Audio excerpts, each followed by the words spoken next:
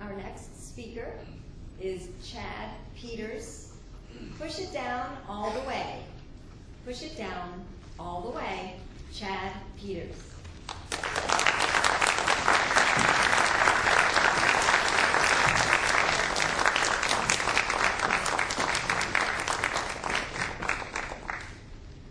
My father said to me, Chad, if you want to win the races at this track, like your brother, you'll need to push that pedal down all the way.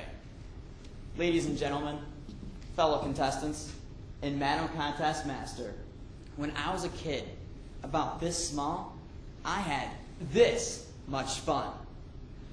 My father got my brother Brett and I into this crazy sport called racing micros. There were these little cars that we'd race around the track. My brother Brett was good at it, and I didn't care for it that much. But what I really did care about, though, was beating my brother. So one day, my father took us to the track to practice all day long. And like usual, I was puttering around that track, going rather slow. I could never catch up to him, nor would I ever be able to beat him, because I was afraid of going too fast and crashing. I never wanted to push that pedal down all the way. So my father, he pulled me aside and sat me down and said to me, you know, Chad, if you ever want to beat your brother or win any of those races, you'll need to push that pedal down all the way. So I took those words, and with each lap around that racetrack, my confidence grew. And each time I got closer and closer, and eventually I beat my brother and everyone else too. But that didn't last for too long, because I outgrew the sport because it wasn't my thing. But what I took from that, though, is if I never overcame that fear, I would have never won any of the races. So my father and I, we went and tried to find a sport that I could really give my all to and put everything into. We looked at baseball, then soccer, and then swimming, and none of those were me at all. Then we tried karate, football, and even track. I didn't care for that much either. But every sport that I did, my father wanted me to give it my all and push that pedal down all the way. I didn't really understand that at that point in my life, but I do now. He wanted me to be the best I could be, and no matter what I did, and give it my all. So even if I did lose, I could come out of that knowing that I at least tried and did the best that I could. None of those sports worked for me, but I did find my niche recently.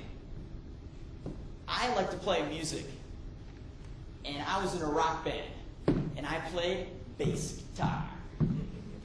And me and my friends, my bandmates, we wanted to be famous. We had these big dreams of always going out there and being like those famous people that we knew and loved. And nothing was going to get in our way. That was also my first year of college, though. And they were in every single one of my classes.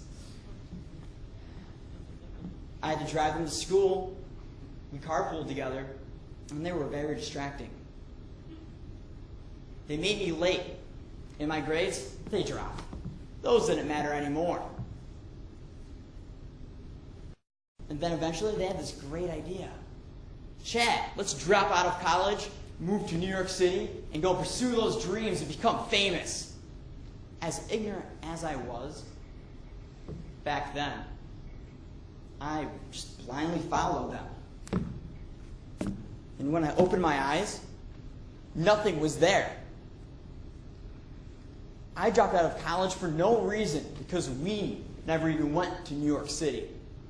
All we did was party like a rock star and fantasize about those famous people that we knew and loved, that we wanted to be like them, and never did anything with it. So I had to get rid of them, and I dropped them like rocks. But I wish that I could go back and give it my all in that first year of college, because I probably missed out on so many experiences, friendships, opportunities. And I almost missed out on this one too. I was scared. Just like when I raced microcross with my brother. I pushed this speech off for weeks. So I devised this story to tell my teacher, Mrs. Benz. I went to her and told her, my grandmother was coming into town and she was going to have her birthday party. And everyone was coming in from all over the country and I had to be there. So I regret to inform you, but I cannot do the speech contest. And she called me right out on it and said, Chad, you've known about this for weeks. Other people have been dying to this contest, but we chose you instead. So you need to call your mother and try to come and do that contest. So I did just that, and I backed off. But I didn't call my mother because I wasn't telling the truth. And later that night, I had class with her. And all my peers were there as well. And they all asked me, Chad, how's your speech coming along? We can't wait to see it and hear it. And they were so proud of me.